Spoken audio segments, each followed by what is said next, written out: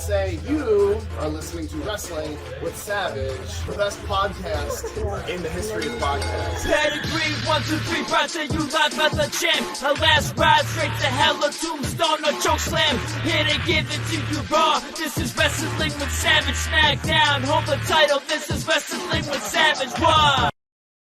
Because they are the best tag team in the world today! Woo! George. Wrestling with Savage. I think George just tried his resume for Tony Khan. I don't know. Up for George. Wrestling with Savage! But of course. Pedigree, 1, 2, 3, Roger, you live as a champ. A last ride straight to hell, a tombstone, a choke slam. Here to give it to you raw. This is Wrestling with Savage. Smackdown, hold the title. This is Wrestling with Savage. Why?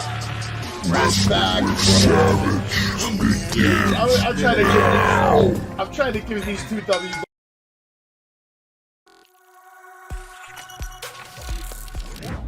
What's going on, everybody? Welcome back to another episode of Wrestling with Savage. How's everybody doing tonight? I'm here with Gilch, Jay, Anthony, the usual suspects in the house tonight. What's going on, boys? Oh, that's right. I don't see Gilch. I wasn't even looking. Who the fuck are you? Are you Uncle Howdy? Are you Uncle Duty? Mm-hmm. Uncle Duty is here live with us tonight, folks, so maybe we can get some answers from him. What the fuck is going on with you and LA Knight, man? Like, what's your problem with LA Knight? I like LA Knight. Why are you fucking with him? It looks like we're not going to get much out of Uncle Duty over here. Jay, how you doing tonight? I see you got your Young Buck shirt on. Were you ready for their match tonight, Mr.? I was ready for entertainment, and boy, did we get it tonight. Oh, that's a different answer. Jay sounds like he's in a good mood. I think he actually saw some pro wrestling that he liked tonight. How about you, Anthony? What are you doing over there besides fucking playing with your fingernails? What are you doing? I'm actually excited to talk about some dynamite tonight. He's excited to talk about some dynamite. Tonight was the AEW New Year's Bash, Smash, whatever the fuck you want to call it. Kicks off live from Mile High, Colorado. I always wonder what it would be like to be active athletically in Colorado. You know, they always talk about the altitude and how it changes the players' ability to shoot or pass or whatever the fuck, you know what I mean? So I wonder what it does to wrestlers. I'd love to ask a wrestler that, actually. Like, what's the difference between wrestling in Colorado and maybe New York? Is there a difference? Do you feel it? Or maybe they don't feel anything. I don't know. What do you guys think about that? Any thoughts, Uncle Duty? I think the most effect is football. I think they say, like, at that altitude, like, I know Denver, like, that altitude, like, it like wipes out your fucking cardio in no time. Yeah, I would imagine football is probably the absolute hardest because you're getting hit the hardest. You're running top speed in every play. And it's outdoors. Yeah. And it gets cold in Colorado, I would assume, at this time of the year. How about you, Jay? You have any experience with Colorado? I was very surprised tonight at the whole show. Colorado had it live. The crowd was very live with a bunch of, losers that live there in Bronco country, Okay. Why are they losers? That's fucked up. Their team sucks. They're horrible. Trash. They even fired their head coach this week. Wow. That's some big talk right there. Horrible. We don't like that. All right, well, let's get right into AEW Dynamite. The opening match was actually very good. I thought it did a lot for both people, storyline wise. You have Bryan Danielson versus All Eagle Ethan Page with Stokely Hathaway. He's coming down with a AEW hat, which I thought was kind of entertaining. After the entrances are made, MJF makes his presence very well known. Says, "Hey, brain damage. Brian, I'm up here, buddy. I found the only hot chick in all of Colorado." That was short and sweet from your champ, okay? But at least he's there. He's in the building. The champ is in the house. Of course, All Eagle Ethan Page takes advantage of the distraction, immediately starts going to work on Bryan Danielson. MJF continues to start talking, saying, "That sucks, Brian. I thought you were the best in the world.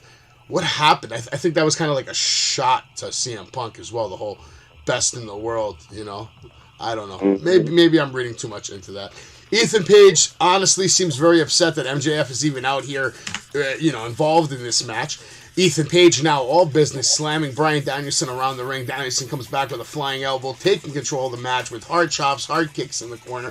We got a power slam off the top, and that can't even keep Bryan Danielson down.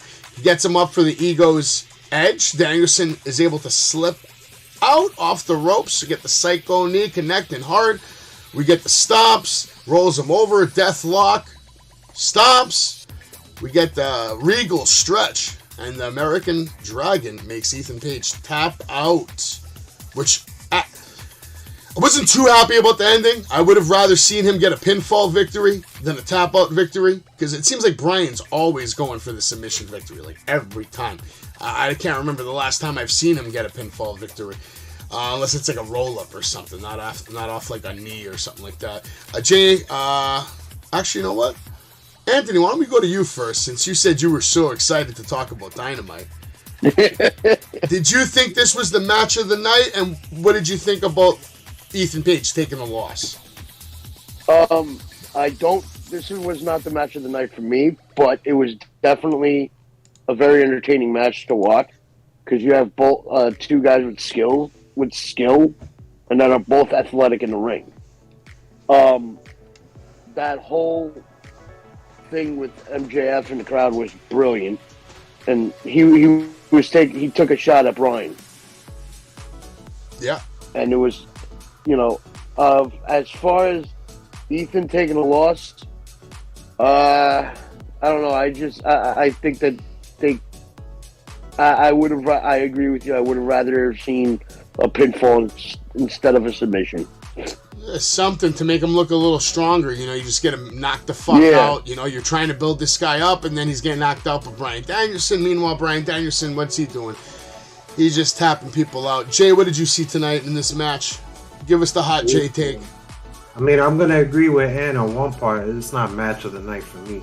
I have mixed feelings about this match. The first 10 minutes, I didn't really see Page do a lot of offensive maneuvers besides a series of chops, attack from behind to start the match, and 3 body slams. I want to see more. I think I told you guys, more and more often, I want to see more of this guy. I think he's built into somebody that could be somebody. I'm not seeing it. I'm seeing a little silly shit too, especially when he's on camera, picture to picture, talking trash. I want to see less of that. If you want me to take Ethan Page seriously, especially coming off with that whole Karate Man gimmick in TNA, you got to present him really seriously. And I don't really see it, and I think Stokely kind of hurts him. I know he's the mouthpiece and everything, but I don't really think he needs it. I saw some great things. That slingshot power slam was fucking great. I like the big boot that he had Danielson off the floor. I like that power slam on the floor. I like that cutter that he just kind of spring shot. I don't know if that was like one leg or whatever, but that was fucking nice.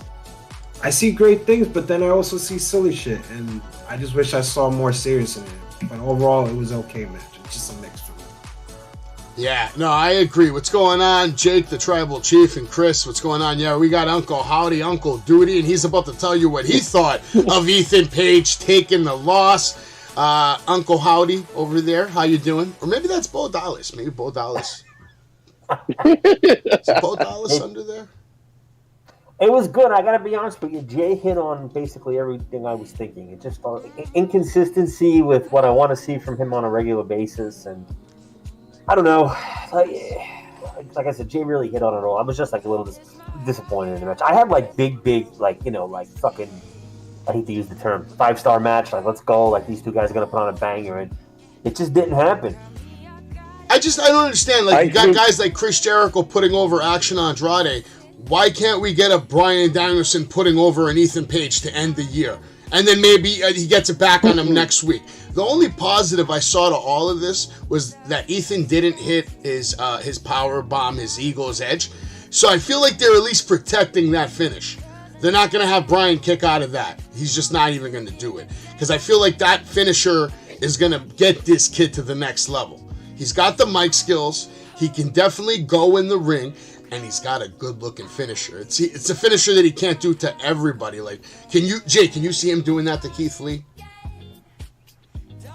I could see it. Yeah, maybe he does. He is a big boy. We'll see what happens, though. We're gonna have to wait for next year to get more from Bryan Danielson and, of course, Ethan Page. This would be the last we see of MJF the rest of the night, right? We're not getting any more MJF after this. So very short, very sweet. Comes out, tries to just play mind games. Continued mind games by MJF, who has shown he's like a master class at this already, and he's just doing what MJF does, playing the mind games with Brain Damage Danielson, which is a great nickname. I mean, that I think that can last up with anything else I've ever heard in pro wrestling.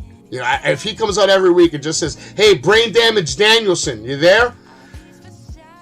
I think that will follow him around for a long time. We get a match right away after this interview with Hangman Adam Page. Hangman's being interviewed backstage. He says it's been 2 months since he wrestled, but he doesn't have any timeline right now. And the trainer says that if he keeps following protocols, he might be able to wrestle in about maybe 2 weeks. But if he keeps trying to pick fights with Moxley, he might never be able to get back into the ring again. So what's going on here? Obviously, they're building up this whole Hangman-Moxley thing, but does this benefit Hangman? Do we see Hangman defeating Moxley clean at the end of this story? No. How about everybody in the chat right now? Do you guys see 2023 being a restart year for Hangman Adam Page? This is the same man who earlier this year was the AEW World Champion. We're so quick to forget that. Everybody's so quick to forget that this man held the strap and gave it to some of you. I'm not going to name any names right now, but there's some people in this room that were very happy to see Hangman lose that title and have it ripped off his chest. I guess Uncle Duty's not a fucking Adam Page fan. It's fucked up, man. How could you say that? How about you, Anthony? Were you impressed with the 2023 that Hangman had, considering that part of that 2023 was being an AEW World Heavyweight Champion? I'm going to say this real quick. There's no way that Hangman's going to win this feud because Moxley's too fucking protected. I thought you were about to just go off about how godly Moxley is. No, Blackpool is too protected. And you saw that twice tonight. I feel bad for anybody that has to go in a feud with Moxley, man, because he, like you said, he is protected and he goes over all the fucking time. He's always allowed to look like a beast. But I guess he's earned that right? As the third best member of the Shield, he's earned that right. I gotta say this because you know what? To me, Hangman should be going over Moxley in this because, one, that guy's been a part of this company since the beginning. The actual very beginning, the very first pay-per-view. Moxley came in a little later. Give this guy a goddamn win already. Give Hangman a win. Okay, yeah. I agree with that. I think Moxley needs to put this guy over right now, and let's see if we can get back on track to have. I don't think he's going to beat an MJF, but I think a feud with MJF for Hangman can do a lot for him. It can teach him, it can humble him, and maybe get him on that next level to be able to cut a fucking promo live, to not hesitate to answer questions. Right. He's not far from being a better version of maybe even a Diamond Dallas Page. Someone that can come in and win championships and get the job done. Can someone wake me up when we're done talking about Hangman? All right, yeah, you're scaring me, Uncle Howdy, back there because you keep disappearing. Obviously, you have magical powers like Bray Wyatt over there. I hope the Fiend doesn't just pop out and give me a fucking heart attack before then and night. All right, fine. We're done with Hangman. All right, let's move into the next match. Jon Moxley and Claudio versus Dante and Darius Martin. And Uncle Howdy, we're going to you first.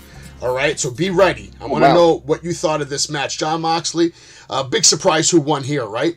It was a super spot fest followed by abuse from Moxley and Claudio to the new tag team. There was a nice DDT to Dante to the outside from Mox. Claudio with a super uppercut, just super nasty uppercut to Darius. Picks up the win. How about you, Uncle Howdy? What'd you think of the match, man? I didn't mind the early spot fest. You guys know I'm a mark for the flippy dippy shit. So, although I did, like you mentioned that DDT, I'm glad because I did thought that I did think that Dante had some nice moves. I'm a big fan of Dante Martin. I feel like if this kid could ever cut a halfway decent promo, he'd be a star. But do you think he got a little bigger? Sorry to interrupt you, but it looks like he got a little bigger, right? I think so. A little bit. Yeah, I do. But maybe Anthony's gonna have a heart attack. But I please go on vacation, Mr. Moxley. Please go away for a little while. Just go away. Claudio was one of my favorite wrestlers in WWE. I'm almost like sick to death of him at this point. They're overusing him. Yeah, that's the completely. problem. Yeah, I would have much rather seen a Darby Allin match tonight than another Moxley Claudio tag team thrash and bash that's just gonna shit on more talent. It's funny because I was starting to get tired of like Darby and Sting together on TV every fucking week, but right now I'll take them in a heartbeat over what we're saying. Like, why not put these guys in a match with like the Guns? You know, Flight Club versus the Guns. Like, that would be a much more intriguing match. Two up-and-coming tag teams battling for supremacy. You're putting two super heavyweight contenders, right? Like, they're probably your top 5 ranked guys, right? And you're just putting them against these two noobs that are ranked like 90. This was just a match to put Claudio and Moxley over more. And sell more merch, yeah. Over. Yeah, exactly, when they're already over. But here's I'm going to say right now, I'm becoming more into Top Flight. I want to see more Top Flight. I want to see more feuds with them. Put them in a better. Put them in a feud. Put them in a feud with the Acclaim. Like, they don't have to win the tag team titles, but that'll put them over better. Do you know what do you think's going to be talked about more on Twitter after the match? Claudio and Moxley winning, or Flight Club pulling up the upset of the year? Top Flight put the upset of the year. People would be going crazy about that right now if they actually legitimately beat them, you know? And you'd go into the new year with this whole idea of like, damn, AEW's got tag teams. You got their Claim. You got Top Flight. You got the Guns. You got But no. We put over the Guns to beat FTR, but we won't put over fucking Flight Club over Claudio and Mox. How does that make sense? I said something to Gilch earlier through Messenger, and I said, I was like, I don't want to see, like, Moxley and Claudio are protected. Blackpool, the whole entire they're all fucking protected. Yeah. So why are you going to put them in a match when these two guys are young, when Top Flight is young, and they should be up and coming guys. Those two guys, Dante Martin, I'm so impressed with how he moves, Dante Martin. I'm loving the guy. Yeah, no, he's really good. You're putting him and you're putting Top Flight in a tag team match with Claudio and Moxley to where Top Flight should be getting over. I'll steal Jay's term. It's bad booking. Speaking of Jay, what are your thoughts on this whole situation and that match and the results and all that? No, it's all right, Anthony. Listen, I'm glad, man. I'm glad. We got a lot of Top Flight fans here, so Anthony, let it out. Of course, I'm lovely to hear. But let me tell you guys something. I don't give a shit about Top Flight. All right, what I'm worried about is Claudio. I think Claudio even got more exposed tonight. I hated that European uppercut spot. I'm sorry. European uppercut spot. Yeah. The finish one you're talking about, right? I fucking hated it because I told you guys over and over, this is what he does. The swing is just big signature moves that I can do with WWE 2K23. It's just bad. And I'm over him now. This match officially, I am over Claudio Castagnoli. I'm sorry. I don't like this version of him. I think this match was bad. I don't even think it did anything for Top Flight whatsoever. I think it even made him look more bad. And it just sucks because, you know what? I do say this, Bronco Country sucks, but the crowd was loving it. And you know what? Because they're all marks. Delivered. And I think as veterans, such as those two, should put these guys over, and unfortunately, they did not. Don't care. Moving on. Sorry. It's all good. You go ahead, Aaron. Let it out. You can let it out. I was going to say, that crowd would love it like anything. They would pop for anything tonight. They would pop for Luigi the Very pizza live guy. crowd. They would Very pop live for crowd. Luigi the pizza. If Danhausen went out there, people would faint. But of course, Very live they crowd. popped. But of course they popped for Blackpool. I'm sorry. They should have booed that shit. Because All right, I'm sorry, watching. Listen, the next time like- we're at a fucking AEW show and Moxley comes out, if I don't see you booing, bro, I'm gonna be tight. Better be booing, man. I'm probably not gonna even fucking react because I'm gonna be so sick of this shit. Because I am. I'm sick. We can't even see what Gilch is thinking. thinking or feeling. We see nothing. I don't know if he's smiling, just that stupid fucking mask looking at me. I actually have a big problem. You dying? Oh, my fucking forehead is itchy and I can't get to it. They call it the mask thing, Bill. That's all right. He's going hard, but there he goes. Scratching his head. All right.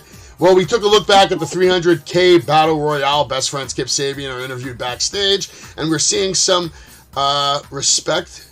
No. Wait, well, where'd this come from? Oh, wow. Somehow this note came out of nowhere. Anyway, we get the interview with Kip and best friends from Renee. Kip asks for this interview time and has a cryptic riddle before saying they've done this dance for far too long. He's talking to Orange Cassidy. He says it's time for the final act and he'll appeal the All-Atlantic Championship from his limp hand, I guess. Trent Beretta points out that he eliminated Kip after Kip eliminated Orange and that he should get a shot too. Orange gives him the title shot. They're going to fight on Rampage. Best friends, Orange Cassidy versus Trent Beretta. I kind of like Kip Sabian. I want to see him used on Dynamite more. I don't know why they keep this guy on fucking Rampage only. Kip Sabian is very good on the mic, has a very good presentation, and is probably the closest thing they have to Seth Rollins as far as like character. No, he can cut those kind of promos and be that kind of crazy bad guy. I think so. Jay doesn't like that comparison. No? Damn it, you hating on the Kip Sabian? All right. He comes out with a nice suit. It's very nicely dressed. Anyway, let's move on. Match, Hook versus Balaam Lynx. Balaam Lynx is making his AEW debut. Hook wins by submission with the red rum, obviously. Post-match, Stokely Hathaway comes down with Lee Moriarty and Big Bill Morrissey. Cuts a promo on Hook, calling him the Southwest Airlines of pro wrestling. Jungle Boy Jack Perry then makes his way down to make the save. Takes out Moriarty out in the aisle. Hook stares Big Bill down and nearly suplexes him, but Morrissey gets him up for the chokeslam, and Jungle Boy Jack has to make the save with the 2x4 hacksaw Jim Duggan style. Alright, one note before I go to Jay first on this one. I actually liked the camera shot of Hook versus Big Bill. I actually think that could be a banger of a match, and maybe could force Hook to show us more wrestling, as opposed to just the red rum and, his strikes and his 30-second, spot fest match. What do you think? I am officially over with Hook tonight as well. And I think the fans are over with Hook as well. I even wrote this down here. There was a camera angle shot that basically showed thumbs down with two kids, and one of them was wearing a Young Bucks rainbow shirt. That's what I got down. You can rewind it, you can play it back, but this is true. The boos were there. I heard them. I'm officially over Hook. This is how they always presented him, and that face down, that stare down, I don't know if you really want to get him back. I did not like that whatsoever, and I didn't like how everybody fit in. I think this is just a bunch of, let's put this guy with this guy because we don't know what to do. So here you go. This is what you get. You're not wrong about that. I just liked, as far as it looked like the first real challenge that the kid might have. Gilch, what did you see in this? Are you excited about that potential matchup? Even though it's going to turn into a tag team fucking match. I'm not, because I know that's what's going to happen. Yeah. I mean, if this was leading to Hook versus Big Bill solo, I'd be a little more excited about it. But because I know they're going to get Jungle Boy involved, and they're going to get Lee Moriarty involved, which, after what we saw tonight, he's useless. So it's pretty much Big Bill versus Jungle Boy and Hook, and then you know who's going to win that, right? Which is unfortunate for Big Bill, because he looks amazing. Does he not look like a world championship contender? Why aren't we having Big Bill take on Lance Archer in a Anywhere Falls match on Dynamite? That sounds pretty good to me. What'd you think of this, Ant? Where are they going with these guys? Nowhere. Nowhere. They're gonna be going on the unemployment line, except for Jungle Boy and Hook. But no, to Jay, Hook's not going anywhere. Hook's a star. No, I'm not talking about Hook and Jungle Boy. I'm talking about the other two guys. They're going to be going to the Lee Moriarty and Big Bill. Yeah, but to Jay's point, of why they're overusing Hook, you realize that he has his son, so Tony Khan is going to do everything he can to put that guy on TV. Absolutely. I agree with you. I agree with Jay. Anthony, they've been doing this shit for over 365 days of this guy, no matter what show, and I just don't see no hope anymore. I'm off the train. You're off it. Talking about with you. Talking about Hook. Hook's a star, man. I don't care what anybody says. There's some kids that you just see them. I'll name a kid for you that I saw a long time ago in a little show. Gilt, you're going to know this fucking show because he watched it. Remember a long time ago we saw this kid in this TV show named 21 Jump Street? Little fucking kid Johnny Depp. We're like, yo, that kid's a fucking star. What happened to that kid? Have you ever heard of Johnny fucking Depp? Girls got sued, Maybe, but he still had one of the biggest careers in the history of Hollywood. One of the most sought-out actors. Paychecks in the world. No wonder Jack Sparrow was out of his mind. Hey. Method actor, man. Donnie Brasco, that's all I gotta say. But when I see Hook, I get that kind of vibe from him. He looks like that lady killer. He's gonna have lady fans. He's gonna have young he's gonna have other young children fans who are gonna love his image, his style. He looks like he's a clean-cut kid, doesn't drink probably, doesn't smoke. He can't sell. Sorry. He's young. He's young. You got to give him a few years. He's young. He's younger. I'm not giving that. How old is Hook, Gilch? Like 20? You act like he's a 21? Rookie. He's a baby. Oh. How old is Hook? I need to know. He's definitely not like 25. Look it up. I gave up on him. I'm not looking at shit. I think Hook has a big future in this business. 23. I mean, he's 23. He's still young. Super young, man. Super green. Super young. Put him in feuds then that are gonna make him rise. You don't have to make him world champion in like a snap of a finger. If you ask me, Anthony, I think Hook is more protected than a Jon Moxley. I mean, the kid's undefeated, is he not? No, but put him in a bigger feud, like put him in a feud with like a Jericho, or put him in a feud like. You know what would be a good match for him, to be honest? I know you guys are probably going to be surprised that I'm going to pick this guy. But you can't lose with this guy because there's a reason why he's not going to win the match, but there's a reason why it won't be an easy win for Hook. Let me see Hook have a fight with Eddie Kingston. Like a fight. Ooh. A fight. And Eddie Kingston takes him to school, and he can't make him tap out. He can't pin him. Eventually he does get him. But it takes a while. Give me a 30-minute banger with Eddie Kingston and Hook, like a last man? Could be a last man. I don't know. Do you guys like that matchup? I would like to see that. I think that would be a good match. I think that would be a good match. But whatever. Anybody else have anything else on Hook, or are we moving on? Trying to find my profile picture, which used to be of me and Hook, because it says he's billed as 6 foot, and I'm 5'11", and I was taller. You were definitely taller than him. He ain't no fucking 5'11". Yeah. 5'11", my ass. He's probably 5'8", 5'9", at most. We'll see. Maybe he grew since you've seen him, though. Maybe. I don't know. We get a look back at the last few weeks of the Ocho. We get clips of the Ocho losing to Action Andretti. Then we get the Jericho promo. Ricky Starks, you turned down the opportunity of a lifetime when you decided not to join the JAS. You mocked us. You called us jobbers. You called us jassholes. I call you foolish and small-minded. You are what I like to call a flash in the pan. And you have the arrogance and confidence of a superstar, but you don't have all the tools like I do. I have the tools. I am one of the greatest to ever do this, and on January 4th, I'm going to school you. I'm going to take you to the top of the mountain, and then I'm going to bring you down because I'm a wizard. I'm a winner. Ask Action. I got rid of him. You beat Jericho. That was the highlight of your career. Starks, I'm going to put an end to you. All right, so I'm going to go to Jay first. Jay, do you think Ricky Starks is going to put down Chris Jericho? Because it looks to me like Chris Jericho is going to be on a put everybody over kind of tour. That's what I see. You see what I hear? What did you hear? I hear you didn't mention anything in that question related to action. You know why? Because like I said last week, he's not a fucking action's star. not He's here not a tonight, rising man. Star. He's just another flip-floppy guy. But I'm going to say this. This is the way how you cut a promo. I like the promo.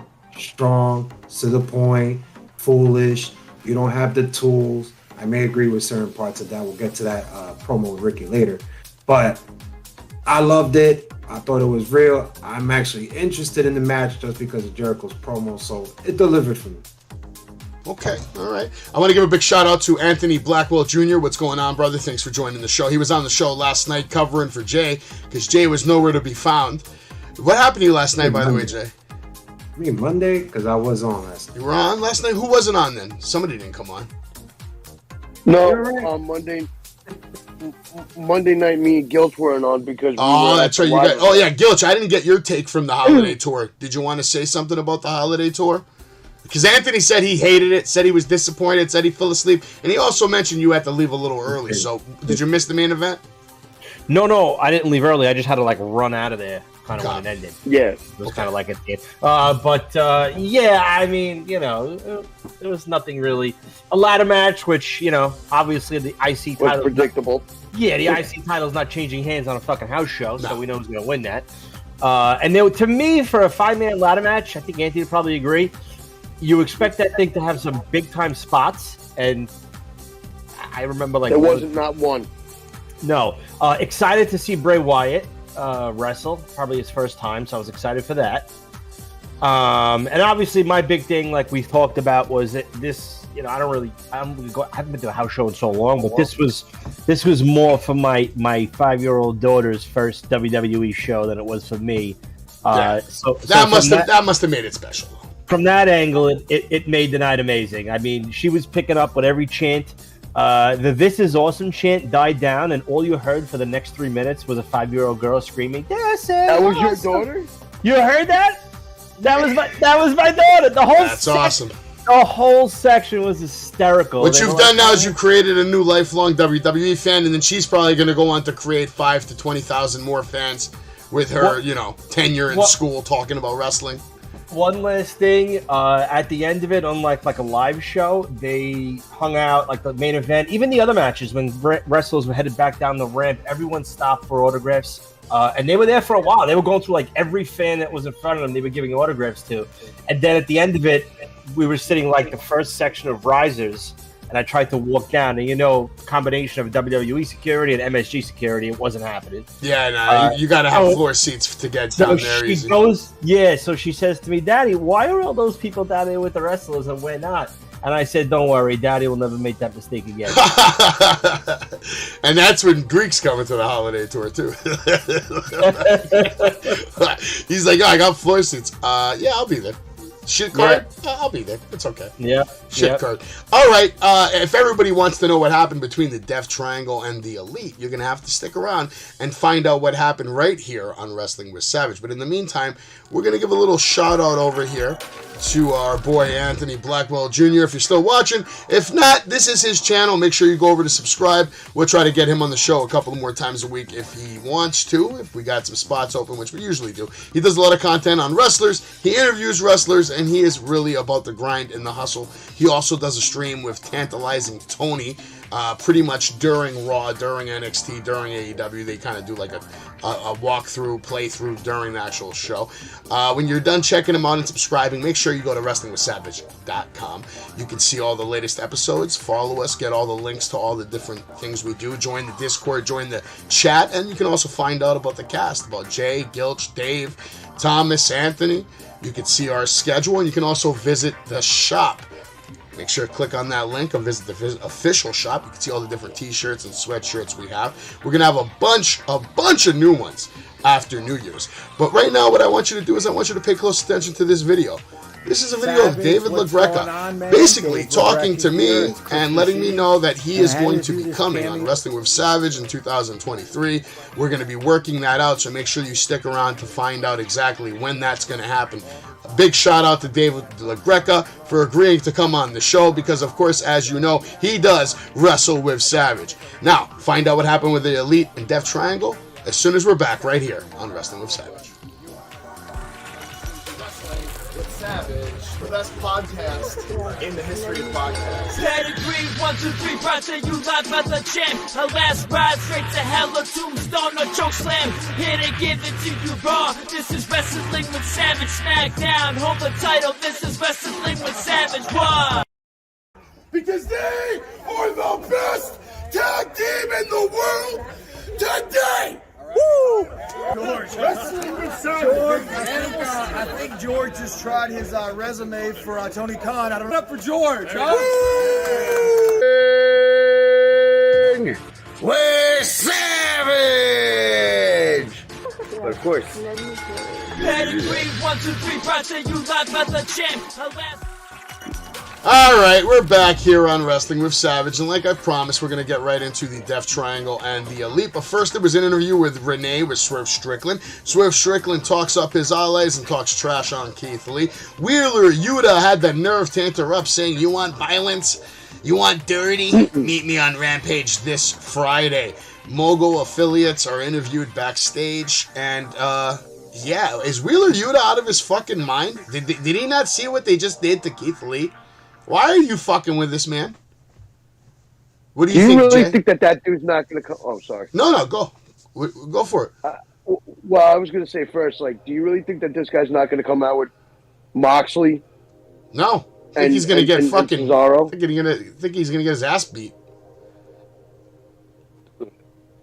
So sick of this shit. But, and you know why I think that? Because Moxley I don't think is in the building, even though they said we're going to hear from him. Why do we have to hear from Moxley on Rampage? Does anybody want to hear from Moxley?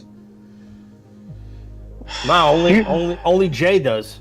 Jay, you have anything to say on this whole Mogul affiliates situation? Because we thought Swerve was gone. Move on to the next segment. All right, let's move it on. Moving on. Don Callis is now on commentary, so you should all be honored that Don Callis has decided to even grace you with his genius commentary presence. He's one of the best. By the way, I started watching Impact recently, but like not Impact, the current product. Impact when Booker T and Big Papa Pump and Kurt Angle. Yo, I'm not gonna lie, man. There's some funny shit on there, Jay. Like Booker T's fucking hilarious with Big Papa Pump. Shout out to their work over there, really underappreciated. And I'm glad because I can watch it now. I have something to watch. I'm looking forward to finishing that all off. But let's get into the Elite versus Death Triangle. Match starts in the back. Chaos ensues. Eventually, they make it up to the ramp. Ray Phoenix with a twisting dive off the tunnel.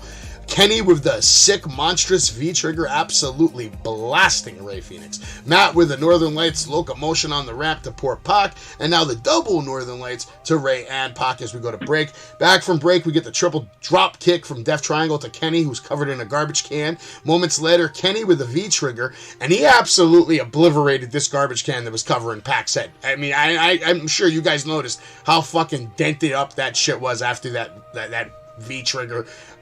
Crazy spot, looked good. Now we get a sit-down powerbomb covering a kickoff from Pac. Kenny going for the one-winged angel on Pac. Penta with the save. Ray and Penta now hit the fear factor on Kenny to the outside. Ray dodges the double super kicks. Nasty Hurricane Rana into the cutter, taking out the Bucks, and a crazy fast tope suicida, taking Kenny out and a producer at the same damn time.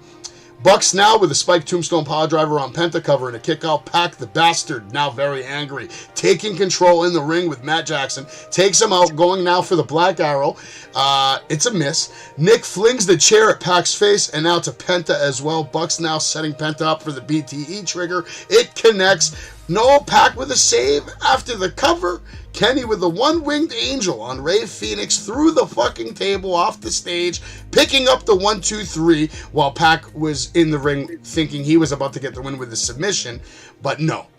Kenny Omega with the super fucking one-winged angel gets the 1-2-3. It's all tied up 3-3. Next match, January 11th. and Pac was obviously very livid after the match. Gilch, I'll go to you first because this is the Bucks and you got the super kick party on. I know he's got the Young Bucks shirt on, but I'm gonna let you get your piece because I'm sure Jay's got a lot to say on this one.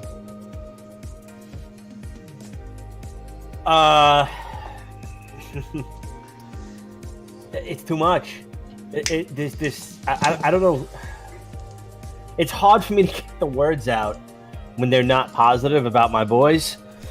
It's a little too much. And I still love it. I enjoy the match, but we're seeing the same thing. I understand they tried to make it look a little different with the backstage start and this and that, but we're seeing the same stuff, the same spots in every single match. Like, I would have rather had like a 45-minute fucking one-match banger between all of them versus, seeing 7 of these. Yeah, so I don't know.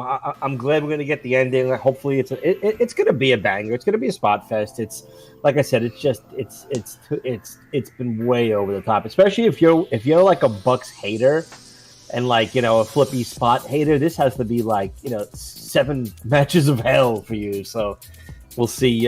This thing gets closed out soon in match 7. Okay. How about you, Jay? How do you see this playing out? And did you appreciate Kenny Omega at least coming out in the street clothes? Kind of gave me a Triple H street fight vibe. Listen, this gave me a shit vibe. I feel guilt right now, and I kind of feel guilt's pain. But I'm going to add more to guilt because he couldn't be on point. The problem with wrestlers, you got to slow down. You got to stop rushing and doing all this spot shit.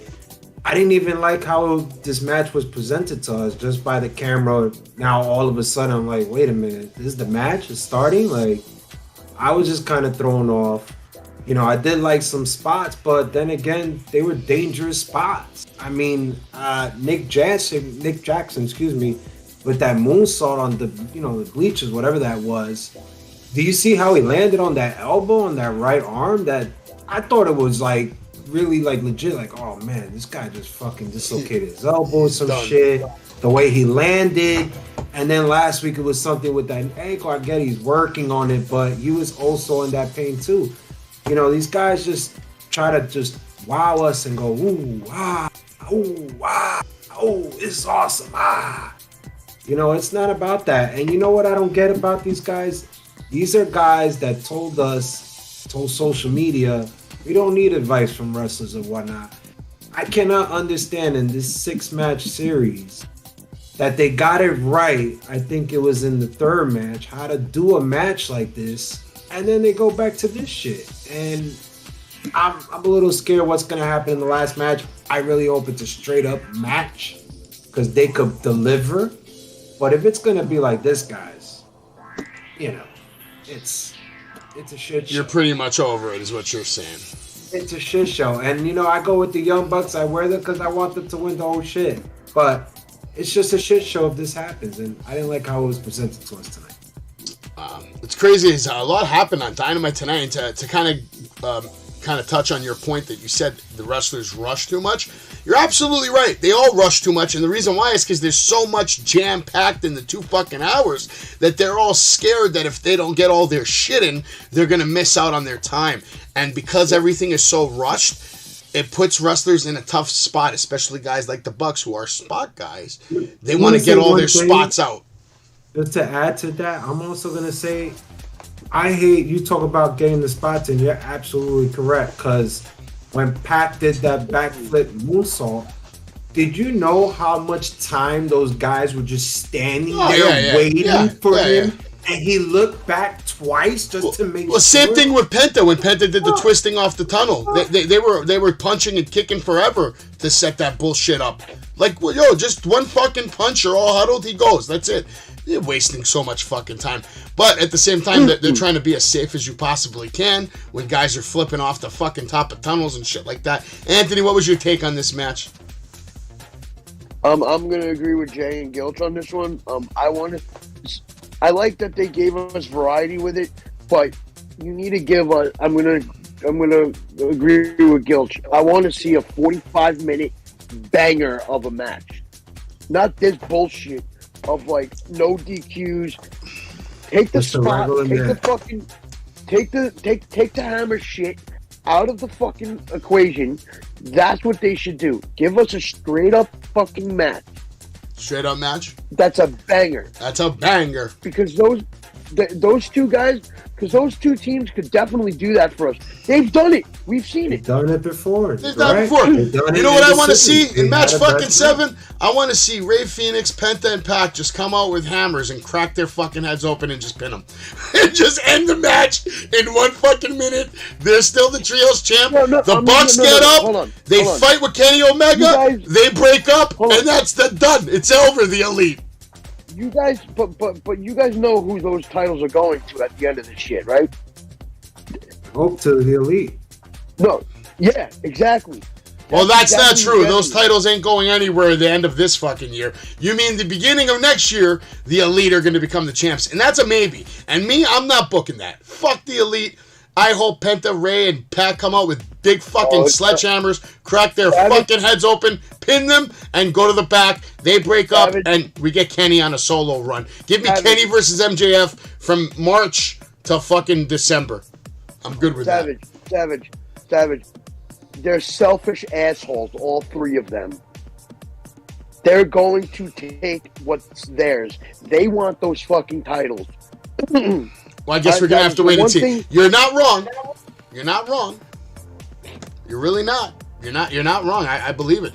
But you know what else happened tonight? We got another beautiful rap video from none other than Max Caster and Anthony Bowens and Daddy Ass. The acclaimed rap video where they want to let you know that Double J is a double hoe. He's a carny ripping people off.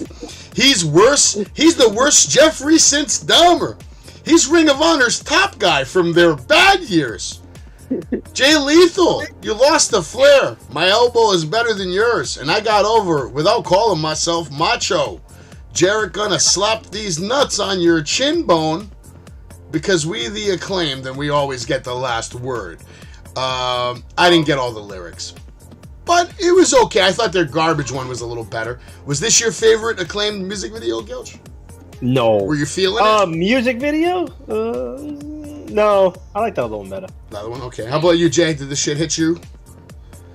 No, not at all. Not at all? Okay. Well, we know they're going to thrash Jay Lethal and fucking Jeff Jarrett. We know that. Yeah. We know that. How about you, Anthony? Did you enjoy this rap? Were you dancing? Were you jiving? Yeah, I enjoyed it a little bit because you know, Max Caster just knows how to fucking write. Next time I see Max Caster, I'm going to let him know. I hope you know, Max, that Anthony Bowens has outshined you in every match for the last 3 months. And then I'm going to walk away. And I'm not going to get his autograph. I'm going to say I'm not paying for another autograph until I see you have a better match than Anthony Bowens. Let's see what little smart-ass fucking remark he has for me then. Wait. Did he have a smart-ass remark for you to... He always has a smart-ass remark. He's a smart-ass. He even told me fuck off one time. That was in a parking lot, though. He denied it later in the night. I asked him. He's like, what are you talking about? I didn't say that. I didn't say that. But I love Max, and I actually want the best for him, but he needs to step it up. I think you should ask for a refund. He needs to step it up in the ring, man, because I was putting him over like a god, but these past few months, you know, Anthony Bowens to me is the MVP of the acclaim. I'm going to say one thing about this. Since it's been going on too much, I'm going to just say one thing to end it. I'm going to say one thing. You know what WWE does right? When a tag team, one partner is injured, they use the other one on their shows. And I feel, I'm not a, don't scissor me and all that, but I feel that Anthony Bowens should be used more. He should be used more on the show, especially when Max Caster's hurt. Why is Anthony playing with his camera? Because for some reason, it's freezing. Oh. For some reason, it's freezing. So, but that's what I really feel about it. That's how you really feel? Okay. Yeah. I mean, WWE do something right, AEW doesn't. They just do these silly segments, which you could use Anthony Bowens and have a nice single match. You know what I mean? I told you this guy has more athleticism. Well, didn't he have a singles match against Swerve? Didn't he have a singles match against Swerve and he lost? How long ago was that? It was a while ago. Yeah, you're right. I was actually really surprised with this next match that we're going to get into right now. Tay Conte, Anna Jay. Apparently their team name is Tay J as Fuck versus Ruby Soho and Willow Nightingale. Mello and Nightingale to start off. Wrist lock, standing switch. Willow breaking her grip with ease, slinging her aside before popping her bottom. We got a whip reversed front kick, big double chop off the ropes, blind tag from Soho, but Tay runs away. Tay to J, collar and elbow into the ropes, mat slam. We get some punches mounted. We get quick tags, baby faces working Anna over, assisted splash for 2. Mello distracts Soho and Jay takes Willow's knee out, chokes her into the corner, smashing her face into the turnbuckle a bunch. And then we get the waist lock and we go to break. Back from commercial, the heels are in control all over Nightingale, working her over. Willow with a lariat on Anna. Tags are made, Ruby in hot. We get a big spear, more punches, more forearms. We get a whip into the corner, head scissors, hard into the turnbuckles. Jay runs away, but Ruby gives chase and hits the STO on her. No future connects on Mello. No. Instead, the match breaks down. All 4 women are down and out. Jay with a scorpion kick, DDT, connects, but Willow breaks it up. Nightingale with a suplex to Jay on the floor. Ruby and Tay trading right hands in the middle of the ring. Anna goes to beat Willow with a chair. And then referee Aubrey Edwards always gets too involved. Gets busy, just taking over the fucking match. Tay then takes advantage at this point and literally does a pump kick Van Daminator. I shit you not.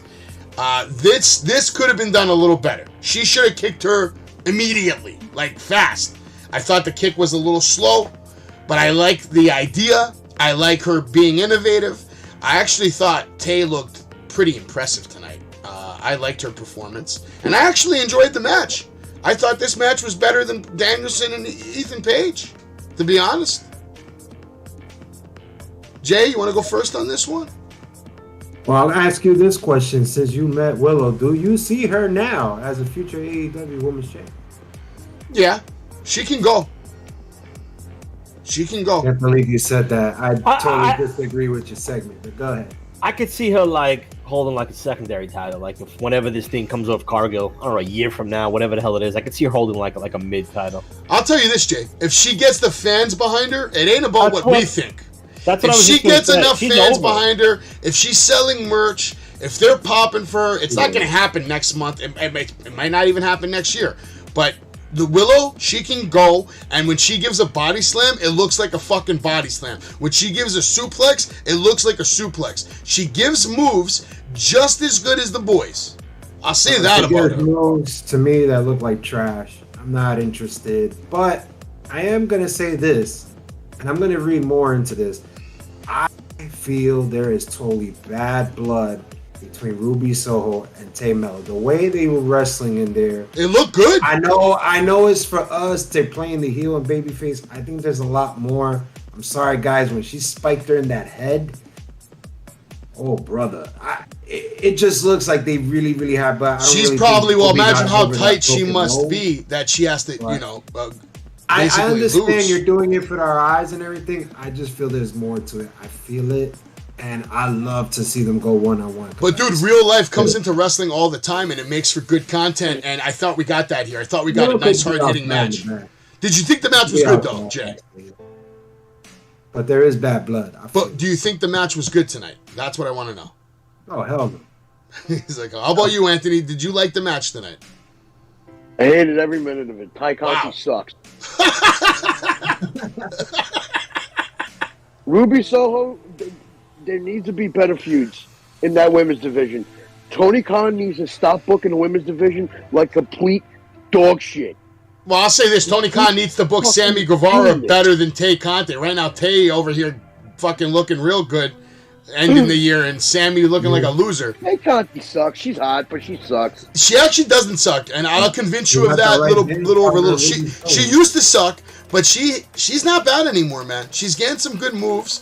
I'm not the biggest fan of her TKO, whatever her finisher is. I think it could be a little better, but it's still creative. It's different. She just has to practice. No, but I'm going to agree with Jay. It's like there's a lot of bad blood between Tay and Ruby. You need to put those two. You need to put those two in a one-on-one match. Yes. I want to see what they do when it's just the two of them. I think that could be a pay-per-view match too. They can build that shit up. Make it a nice pay-per-view match, but I would like to see a nice one-on-one. The only thing else, I'll give advice to Willow. Willow needs to go to the same salon that the other girls are going to. And I'll just leave it at that. Okay, hold on. Wait a minute. I just want to bring this up. I was going to leave it at that, dude. Don't you? Why are we getting our women's champion on a fucking Rampage and not on Dynamite? Yeah, because that's what happens when you're a fucking person that is a champion but doesn't sell merch. You go on Rampage. Listen, man, we get an interview with the Guns. We have a reservation in 20 minutes, they say, because we are the best tag team in the world, and we will address coming off the biggest win of our career over FTR. Next week we're going to talk about it. We don't got time tonight. We got reservations. We got to get the fuck out of here. We're the Guns and we're the best. Fuck you. I like it. Build them up. I like these boys. Number one, they're Billy Gunn's blood. So I would love, it would mean a lot to me as a fan to see these boys succeed. And hopefully the Acclaim puts them over when the time is right down the road. But we're not there yet. Now we're going to hear from more commentary bullshit. They're letting us know about the 100 things happening on Rampage. We're going to hear from Jamie Hayter, like Anthony said. Orange Cassidy versus Trent Beretta. Jade Cargill versus Kiera Hogan. I'm actually interested in that match. Although we know what's going to happen. Jade Cargill's going to crush that girl. That's the way that's going to go. Swerve versus Wheeler Yuta. Interesting match, but I see Wheeler just taking the L. Like nasty, and getting beat up, and then that's going to lead to a 3-on-3 match between, Blackpool Combat Club and Swerve and his two new boyfriends. Just do me a favor, wake me up when Blackpool Combat Club is done. Well, little by little. Next week on Dynamite, though, we are going to see Chris Jericho, the Wizard, the Ocho, Le Champion, versus Ricky fucking Starks. And with the whole, apparently, like the whole ramp and the entrance ramp and everything is changing. Oh yeah. No, we got a promo tonight, a commercial, talking about new year, new look. They have some new colors. Yeah. So yes, the first Dynamite of the new year, next week, should be very interesting because we're going to get to see probably the new pyro, new cameramen, new camera angles, new stage props, I wonder if they're going to get rid of the tunnels. I have no idea what it's going to look like. I know Vicky Guerrero confirmed this shit when I asked her. She said they're definitely changing all the stage and all that shit. And this is supposedly because of that guy they hired from WWE. He's making all these fucking changes. So, next week's going to be very telling. First new episode of the year. How much changes are we going to see? I hope this leads to some people, honestly, I hate saying this because I don't want to be that guy, but some of you need to get fired. Because unfortunately, there's too much fat there. And that's why they're not running full speed, because they're fat bastards. They got to trim the fat so they can be a lean, mean, superstar-making machine. It's hard to make superstars when you can't put them on TV for more than 5 minutes because you have too many superstars. Get rid of the ones that aren't superstars. Keep the superstars and get rid of the mediocres that aren't going anywhere. The ones that aren't selling merch. Why are you wasting your time? Right. Get rid of Ring of Honor. No. They're going to keep Ring of Honor, but it's going to be its own thing. It's going to be its own thing. Have somebody else worry about that. Tony, that's already happening, Anthony. It already got happened. What are you talking about? God damn it! What are you worried about? They already said it's going on the Ring of Honor streaming service. Anthony's getting fucking tight. Look at this shit. I love it. Because Tony Khan should have taken over that. Now, he fucking owns it, man. He has too much on his fucking plate. First of all, if you don't like it, the only solution is you have to go become a billionaire and buy it back from him and show him how to run it. I'm going to say this right now. If I don't see better fucking storytelling in 2023, that company's going to be doomed to fail. Listen, man, they ain't going anywhere. This guy's got more money than God. He doesn't give a fuck about how much he wastes. About money. His daddy told him, you got 10 years to waste as much money as you physically can. I'm going to get it all back from the insurance anyway. I don't give a shit. I don't give a shit about money. You You have to really revamp everything, dude. But you gotta give him a chance. We're not. I hear you, Ant, and normally I would agree with you about the quality of the product. But we're not talking about rich people running this company. We're talking about absolutely fucking next level wealth. I mean, the family alone is worth about $15 billion. More than the McMahons. It's not even close. Yeah, they could buy WWE if they wanted. More, yeah, but it's going to be an interesting dynamic to see. Obviously, it's run by Tony, but I mean, is it all his personal It's going to be like this, Gilch. So. You know when you open up your first business and you're kind of hesitant to hire anybody because you don't want them to fuck you over? This is what happened. After a few years, you realize, you know what? I can't do this all by myself. If I want to grow, I have to just learn how to trust somebody. And we gotta do business, and we gotta move on, we gotta grow. Hopefully that's what we're seeing here. The maturity from Tony Khan to realize I have too much on my plate, I need to bring in some professionals, and I need people to help me come up with stories.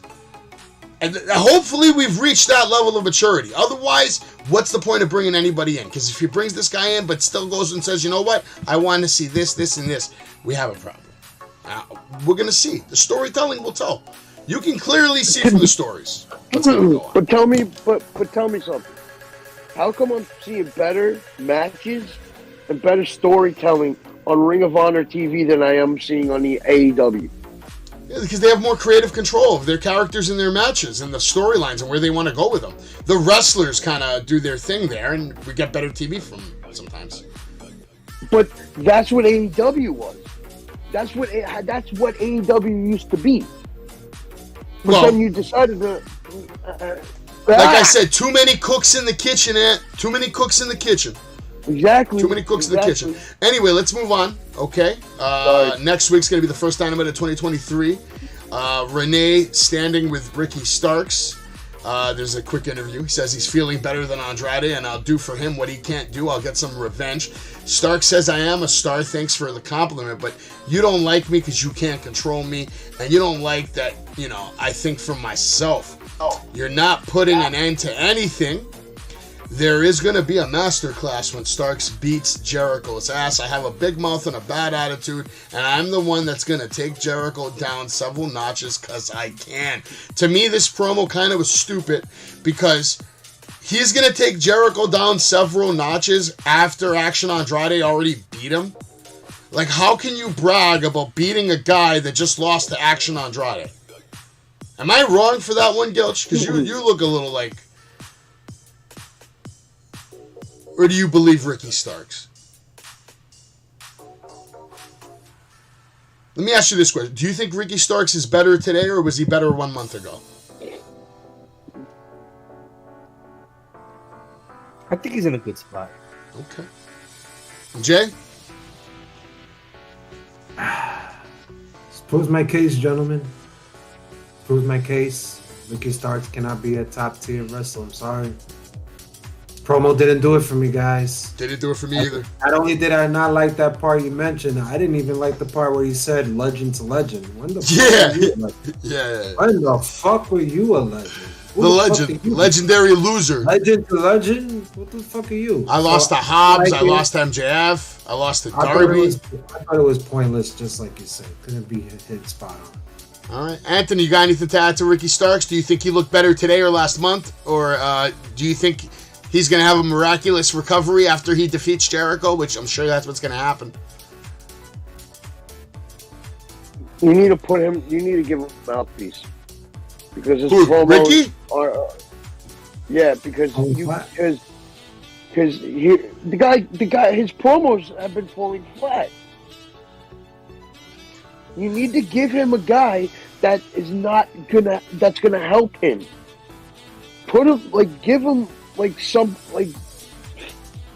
Give him somebody that could talk. This is crazy to even hear from you because a few weeks ago, everybody was sucking off Ricky Starks about how good that promo was to MJF, Maxi Pad, this, that, the other.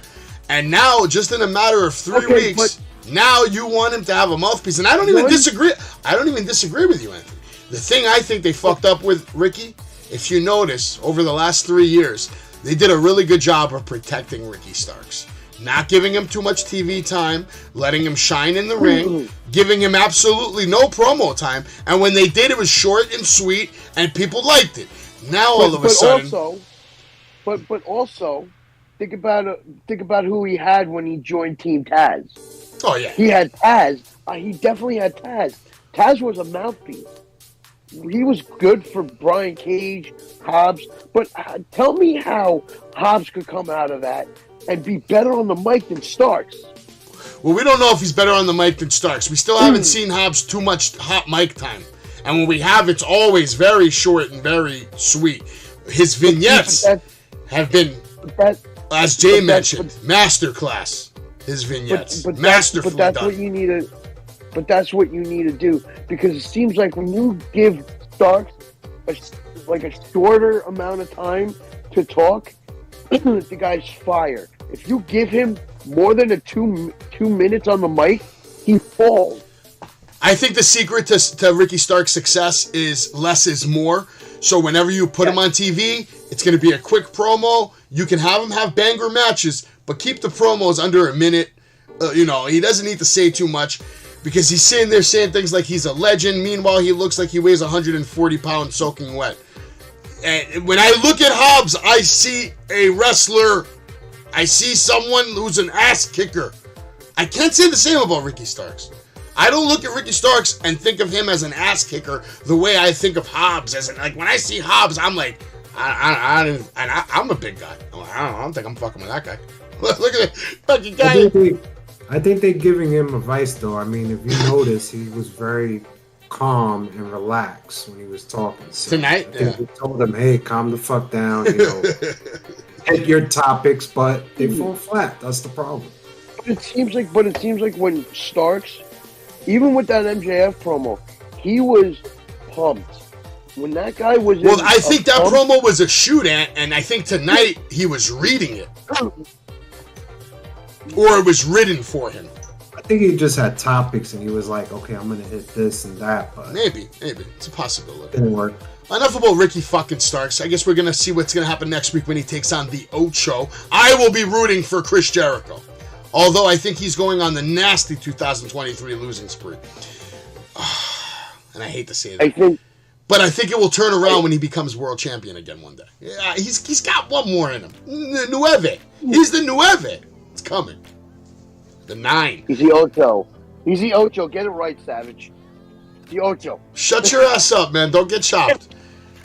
Wardlow versus Samoa Joe is our main event. I'm not going to lie to you. I was actually excited that this was the main event. 2 wrestlers wrestling in the main event. One of my favorite all-time wrestlers, Samoa Joe. And I actually loved the way this match went down. All right? I really did. Most of you probably won't agree with me. But I like it. We're sticking with our guns. We picked Samoa Joe as the guy. He's going to hold these titles, and he's the guy, and we're not fucking with it. I love it. Joe is your one true king of television. Wardlow suffering from stage fright. He won't be able to come out here tonight. We even called the Denver Broncos, but those losers won't even show up. And then here comes Wardlow, limping to the ring. Officials trying to stop him. Wardlow comes out hot, big shoulder, block, huge spine buster, hobbling on his one knee. And I think Joe smells blood at this point. With that gorgeous knee breaker to take us to break, we get the new Dynamite trailer featuring some big stars. I loved how they were trying to focus on their actual established stars. And I hope they focus on those guys instead of signing more people. I didn't like that Malachi Black also wasn't featured in this commercial. And I don't really like that Malachi Black wasn't featured on Dynamite tonight. So what are you doing with this guy? New year, new look. January 4th, we're going to find out.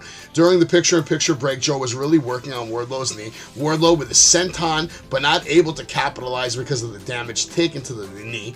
The ref now with a double count. Joe and Wardlow both now up in the middle of the ring, slugging it out. Wardlow with a German suplex on Joe. Now another German suplex on Wardlow. Now Wardlow with the crazy agility to climb the top rope, flip off, taking Joe out.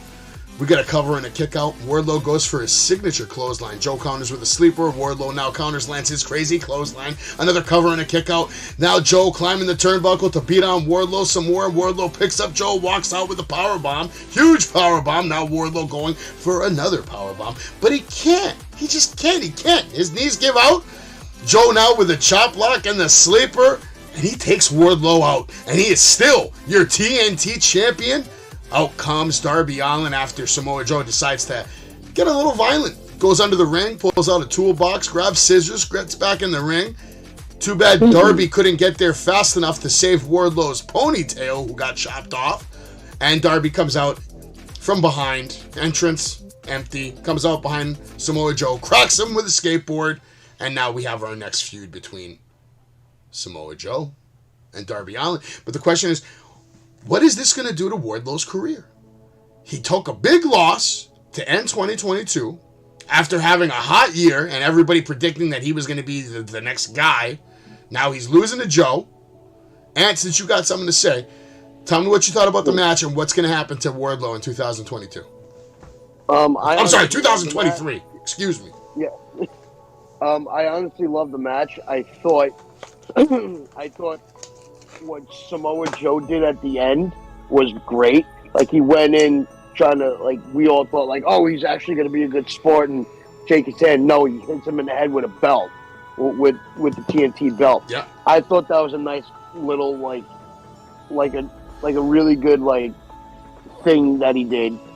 As for Wardlow, I think that Tony's going to get him ready to do something bigger. Maybe we're going to see him in the title program for next year. I'm not saying he's going to win the feud if it's going to be him and MJF, but I would definitely like to see that story unfold again. Okay. And I would really like to see Wardlow and MJF go at it. Yeah, again, I would like to see Samoa Joe and MJF, actually. I think that would be a much more intriguing matchup, considering how much of a heel MJF is and how much of a heel Samoa Joe is trying to be. He's doing a really good job at being an asshole and being a top heel as well. He's acting like a complete dickbag while walking around with 2 titles. I fucking like it. This is some of Joe's more impressive work, and I'm happy to see Joe finally getting the shine that he's deserved this whole goddamn time in his career. No, I meant Wardlow, not Samoa. Sorry. Okay, no worries. Wait. But don't worry about it. Who gives a shit? But I agree. Do you give Dynamite a thumbs up tonight? All right, Gilch, same question. Do you give Dynamite a thumbs up, and what'd you think of the match? I don't know what it is. I just have zero interest in this whole feud. Nothing I don't at know. all? Okay. Yeah, I know. Dynamite tonight overall. So you weren't satisfied with Dynamite tonight? None of the matches were special for you? Overall, it was okay. What is it about the Joe that is not clicking with you? You don't like Joe's fury? I don't know. I wish I had an answer for you. Or is it because they're shitting on Wardlow? I think you were a Wardlow guy and they shitted on him and it probably got you tight. Just didn't think we were going to see him lose the belt for a while. Fair point. I don't know. Maybe it's just me. Jay, you like this feud? You know, this is what happens. I mean, you have a homegrown star. It's going to be big time, and you put him in such awful bad Inception bookings, have him beat up jobbers, make him do fucking jokes as Powerbomb symphonies over and over and over and over every single fucking time. I think he got exposed this whole year. If you want to talk about him having a year, I think he got exposed as cutting promos. Tonight, I saw him acting like Jeff Hardy. I guess that's his childhood hero. He did Whisper in the Wind. He did the Senton. But come on, guys. We've seen these moves before. We've seen him done it to MJF. We've seen him done it to Jericho, Cody. You know, I totally gave up on Wardlow, man. And it sucks because I thought he sold really, really great on that knee. I thought he did a great job selling in the match. But I just gave up, man. I think this cutting thing, hopefully it's going to lead to something great in 2023, but, you know, I really, really had high hopes like you guys, but you really let me down like Gilch, you know. I'm just not feeling it. It's not even Samoa Joe. Thought he did a great job tonight, but it's just something about Wardlow, man. I'm just not going to knock Joe getting some shine, bro. I appreciate that. I love Joe. You know what I think does it for me, and we've been talking about this for a while, it's just the overall booking of Wardlow. Just the way. I don't mean the matches. I don't mean the opponents. What the fuck is Wardlow as a wrestler? Gilch, let me ask you a question. Can I ask you a question? Go ahead. What if Wardlow never became like a wrestler and just stayed MJF's bodyguard the whole time. And he's the one that, let's say, helped MJF win the world title, and that's where we are right now. We don't even know about Wardlow's world. We don't know about any of the matches. All we know is that's MJF's muscle. Do you think that's a better booking for what they've done compared to what they've done now? I guess it is. It's just, like I said, what the fuck is Wardlow as a wrestler? We've seen the Powerbomb symphonies and, this guy, he's just like a big guy, like a monstrous big guy. Then we see the fucking sentons and we're like, holy shit. But like, it's inconsistent. Like you don't, you know what I'm trying to say? Like the way he's wrestling. It's bad booking. It's bad booking more than anything. Yeah. How about you, Jay? Do you think he would be better served as, because I thought he was greatly booked as MJF's muscle. I think all four of us could agree, and maybe other people that are watching tonight, I think we could all agree that we thought it was the right time to break away from MJF, but I think it was the wrong call. And I don't think he has delivered. I think there were moments that he has. Yes, there were moments after that he shined, but like Gil says, inconsistent. I think he got exposed on his promos, which is why I appreciated the attack that Joe did, because I wasn't even feeling that first line he cut. I just hope it's a better year, 2023, but it goes to the booking, it goes to everything. And I now I'm thinking back, I really think that they made the wrong choice. I think he should have just extended a little more. Dude, think about the long-term storytelling. If Wardlow was just still walking around with MJF, and MJF has his Triple B, and, MJF has his run for a year, and then eventually Wardlow snaps, and everyone loves it because he's going to be the guy that's going to beat the fuck out of MJF and take the title off him. And then you make him a star overnight. It reminds me of, Nash and Michaels. If you think about it, how Nash got the title, the whole story, the whole feud, which was great and everything, and him winning was great. But face it, when he held that title, it was the lowest box office draw. He wasn't really ready. His promos weren't really that great. Nobody was really drawn into it when, Big Diesel was having a main event. Hard shoes to fill, though. Tough era. Very big shoes to fill. How about you, Ant? Do you think Wardlow would have been better served staying with MJF? No. I think, for me, I think when they broke him away was perfect. I think that what they should have done was just kind of let Wardlow do, his own, how do I explain this? I honestly think that Wardlow has the potential to do this shit on his own. You just have, and I'm going to agree with you with that. It's bad fucking booking on him. I think it's all been bad booking with him. Yeah, because you got to let this guy just talk. No script, no nothing. Well, I don't know about that. I gotta see some of that before we allow that to happen on fucking. The guy is a monster. Yeah, well, maybe, but his catchphrase sucks. Nobody cares about Wardlow's world. But this is Wardlow's world. I would love to see him in a match. Put him Anthony, you know what the problem is, man? Here's the real problem. No bangers. How many bangers, guys? Go ahead, Anthony. I want you to name right now. Name me a fucking Wardlow banger that you remember off the top of your fucking head. No. Name one. What I was going to say was put him in a feud with Lance Archer. Yeah, that's great. Okay, maybe, but as of right now, can you remember a banger from Wardlow? No, but Jay, do you remember a banger from Wardlow? I want to see what this guy could do. A banger. Do you remember one? How about you, Gilch? I think that mask got to you because I saw you scratching. That mask made you itchy. This is Cody. All right, well, whatever. That's the end of AEW. I give AEW a thumbs up tonight. I had fun watching it. Could have been better, but there was some good things all in all. We got some good story progression. We're going to get some more information next Wednesday about the future of Dynamite, and is it going to improve? Is it going to stay the same, or is it going to get worse? I guess we have to find out next week.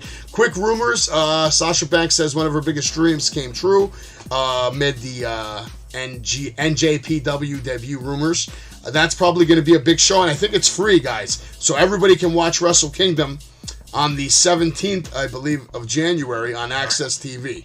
You're not watching it, Jay? I'm watching it. I'm just kind of giving up in this whole Mercedes. Like, she's hot shit. Like, come on, man. Do you think she's going to get a pop? I'm happy for her and what all, but I feel like they're promoting her like she's big time shit. Like, I'm Charlotte Flair. I've done it all. And I don't think she's Exactly. And she's not Charlotte Flair. Not even close. What's crazy is Ric Flair gave that money. Like Ric Flair has a daughter that's the best female wrestler in the world. And her father's the greatest wrestler of all time. Debatable, right? You can argue it, but you can't argue it. Oh, he cut out. Absolute dog shit. All I heard was absolute dog shit. Who's absolute dog shit? Charlotte. Gil, do you agree with that? Charlotte's dog shit? Nah, I'm gonna use the word dog shit, but I actually think she's a little overrated, but I'll leave it at that. Overrated? Okay. All right. Well, we could save that for another day. Actually, maybe next Thursday we need to do a show. Who's the best? Who are the top 5 female wrestlers of all time, or top 10 female wrestlers of all time? Yeah.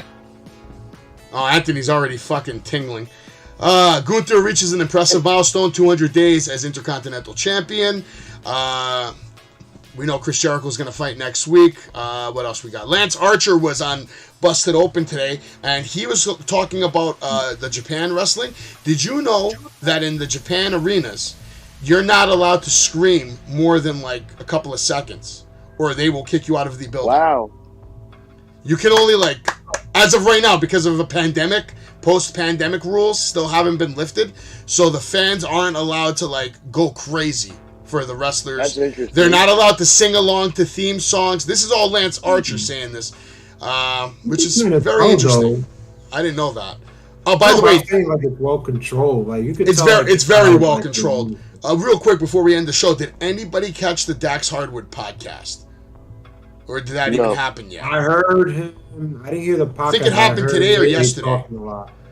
Basically, CM Punk is his first guest on the show, so I'm very interested to listen to that and to see where we're headed in 2023. Because from what I heard, Dax has been playing Peacemaker, and he's trying to get the Bucks and Kenny and Punk to find a way to do business. And I think it's very highly possible. I think it is too, Jay.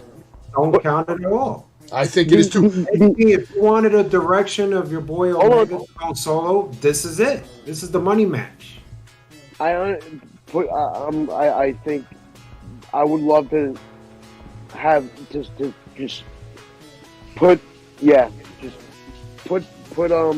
FTR and Punk in a feud with the Elite and just let them go. You could very well see that in 2023, and if Lance Archer gets his wish, we will see him kick the shit out of MJF in 2023, because he made it loud and clear that he wants to kick the shit out of MJF. I guess we'll have to see what happens in 2023. Everybody from the crew here at Wrestling with Savage, Gilch, Anthony, Jay, we wish you all a very happy new year, and next time we see you, it will be 2023, and we'll be here covering Monday Night Raw. So make sure you subscribe and follow us on YouTube, Instagram, Facebook, Twitch. Join the Discord. Talk to us on Twitter, TikTok. Listen anytime on Spotify. And we'll see you here next time on Wrestling with Savage. Woo! Savage, the best podcast in the history of podcasts. Pedigree, 1, 2, 3, proud to you live as the champ. A last ride straight to hell, a tombstone, a choke slam. Here to give it to you raw. This is Wrestling with Savage. Smackdown, hold the title. This is Wrestling with Savage. Why? Because they are the best tag team in the world today. Woo! George, I think George just tried his resume for Tony Khan. I don't know for George. We're savage. But of course. Pedigree, 1, 2, 3, proud to you live as the champ. A last ride straight to hell, a tombstone, a choke slam. Here to give it to you raw. This is Wrestling with Savage. Smackdown, hold the title. This is Wrestling with Savage. Why?